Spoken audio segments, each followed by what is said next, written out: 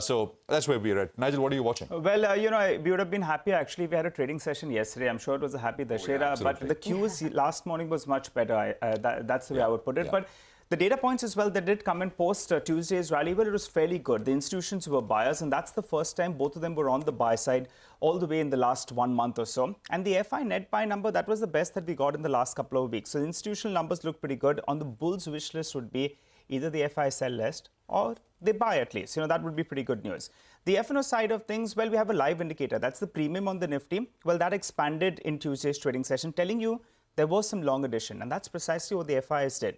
Remember, they were net short on the index. They continue to remain net short on the index, but there was massive short covering, 30,000 short contracts getting covered out, and there was some mild long addition as well. So in terms of them being net short, they're at around 81% of their position still on the short side, though that's come down from around that 87% odd. They were short covering both on the Nifty as well as the Nifty Bank because the open interest was down 5 to around 8%. The biggest positive, though, for me is the writing of puts. Yes, on Tuesday, they wrote close to around 60,000 put contracts. And the most active strike was the 17,200 put, which the premium was in that vicinity of around 60 to around 70 rupees. So that's heartening to see. How do you approach trade today? Well, the SGX Nifty is suggesting a bit of a gap up. You need to compare the SGX Nifty with the Nifty futures. So that's roughly around 130, 140 points gap up. Now, we're going to be starting closer to around the congestion zone. That's with the 20 DMA and the 50 DMA. So the number should come up for you. Resistance zone will be at around 17,450 to around 17,500. That's because of the 20 and the 50 DMA. On the downside, though, since the 17,200 puts saw a fair bit of addition, I think the 17,150, 17,200, that'll be a first level of support. How do you approach trade, though? Maybe if you have a long position, either you're sitting 100, 200, 300, 400 points of gains. So take some money off the table if you get this gap up of around 140 odd. And re-entering, that could be a prudent strategy at lower levels. And I think there will be an intraday dip today. It's also weekly expiry, so things will be a little bit more volatile. Sonia, what else? And a little bit more exciting, right? I mean, it looks like the market base has moved to that 17,200 level because we had come off from that level a few times and now we conquered it. Yes.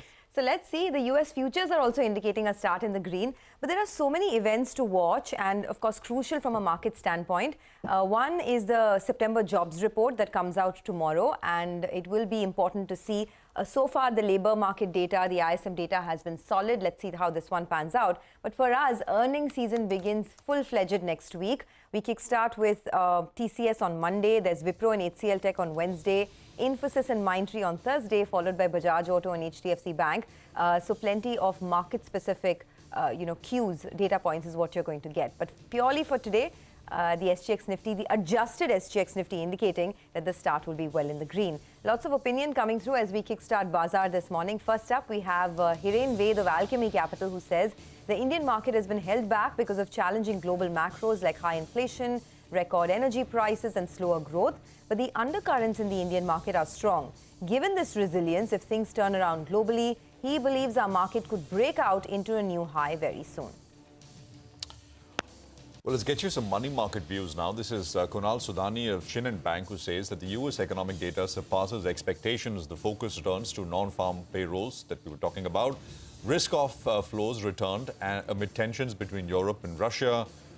The dollar index finds support at 110.2 levels. For the USD INR, 81.25 acts as a support, while 81.75 is a resistance. All right, and on the bonds, Dhaval Dalal of Edelweiss says that bond prices rallied smartly on Tuesday despite hawkish comments from the US Fed and an uptick in crude oil prices. Expect prices to give up some of their gains today amidst higher US Treasury yields and some clarity on index inclusion. The 10-year bond yield is expected to trade in a range of 7.35 to 7.45% in the near term. Well, we have a lot of stock-specific action to track today, and we'll get to that in just a bit in our top 10 segment. We're looking at Z Entertainment, you have Bajaj Finance, RBL Bank, AU Small Finance Bank, Indiglobe Aviation, SpiceJet, ONGC, as well as Oil India. Now, those are on our radar on the back of positive news flow. We also have Godrej Consumer and IEX. They are stocks that are likely to open up in the red.